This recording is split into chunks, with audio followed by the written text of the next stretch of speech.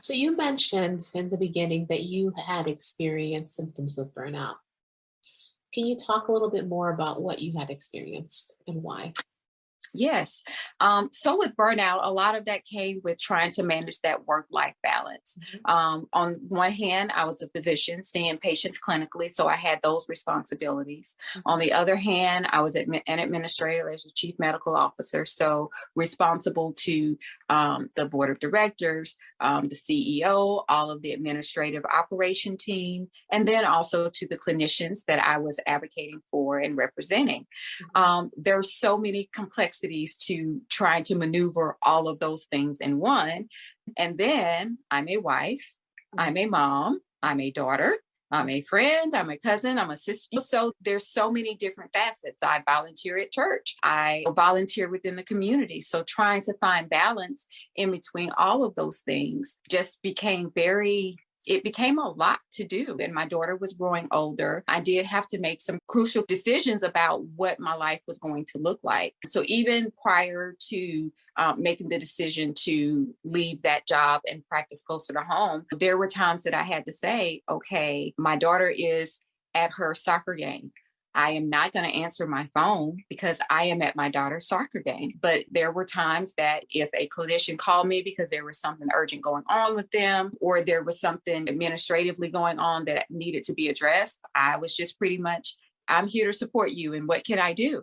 But I had to develop some barriers for myself and say, well, I have to stop and I have to give attention to my family as well, because work is work, but home is a job too. I have to definitely make sure that I'm dedicating that time to supporting my daughter, supporting my husband. So making some barriers to stop there, and making sure that I'm delegating to other people.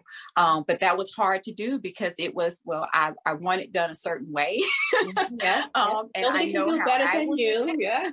And so, but I had to start making some decisions about, okay, you still want to train other people to be able to do some of the things to support you in doing. Mhm. Um, and it was just I had to make those crucial decisions of what was most important, with understanding that, of course, sometimes family is going to take precedent, and I'm just going to have to say no to work. Sometimes work is going to take precedent because this is really important.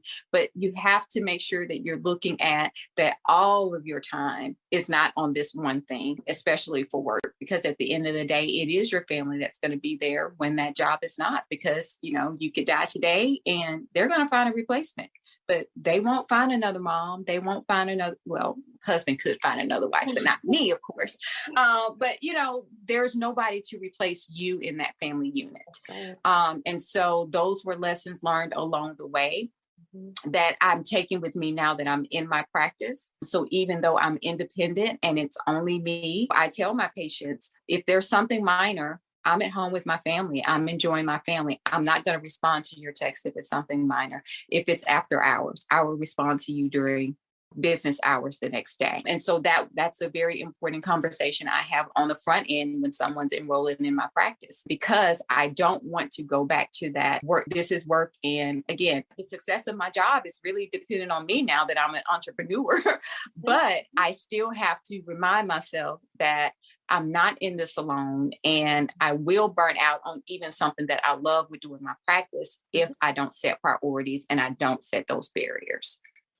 So it sounds like, what you're saying is boundaries and the importance of setting boundaries and being very clear about your boundaries to prevent you from going down the path of experiencing symptoms of burnout.